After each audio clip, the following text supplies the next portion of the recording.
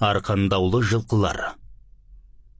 Туған жердің қадірін алыста жүрсең білерсің, туған елдің қадірін айқасқа түссең білерсің дегендей, туған жерді сағыну қиын екен. Ленің қоңыр елі, қоңыр желі қандай керемет. Күндегідей жадырап атқан ақ таңды адамдар жұмыспен бастайды. Тауықтар махаббатпен бастайды дегендей, бүгінде таң нұрын төгіп, қас пен күнөстің басына жаңбыр құя бастады. Қарайғыр өз үйірін жинап қайырып жүр. Жер шары жаралғаннан бергі қоныстары ата мекені осы хан тәңір таулар еді. 50 жылдай боп қалды. Бұл жаққа ауып келген жабайы шошқалар қатты көбейіп, сандары жылқылардан асып кетті. Қыздың қара шашындай жал құйрығы төгіліп, қап-қара көзі ботадай ойнақтап, бөкен қабағы әлсін-әлсін қимылдайды. Қой мойны мен қояндай жағы өзіне жарасымды. Төсекте жұп жұмсақ арқасы қандай жайлет, бурадай санын қимылдатып, жұмыр тұяғымен қара жердің шағын қағып жүр. Кенет бір топ жабайы шошқа тағы жақындап келіп, ішіндегі ең үлкен қабаны сөз бастады.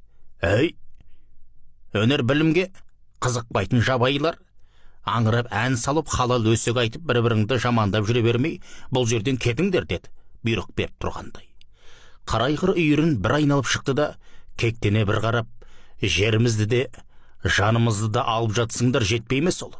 Өнер білімді кешіргендіктен артта қалғанымыз рас, жабайы боп жүре беріппіз» деді, өкініштен көзіне жас келіп. Мұны байқап тұрған шошқа, «Біз сендердің байталдармен құлындарыңды байлап, арқандап тегін жұмыс жасатып, құл етіп жатырмыз» деп мазақтап, қорлап намысына тиді. Жылқы да жігіт сияқты намысы үшін өмір сүреді ғой. Қарайғыр бір кісіне балды да, «Шошқалар, сендер білімізде ғалым боп, көп затты жасадыңдар, сондықтан байып кеттіңдер, мықты болып кеттіңдер.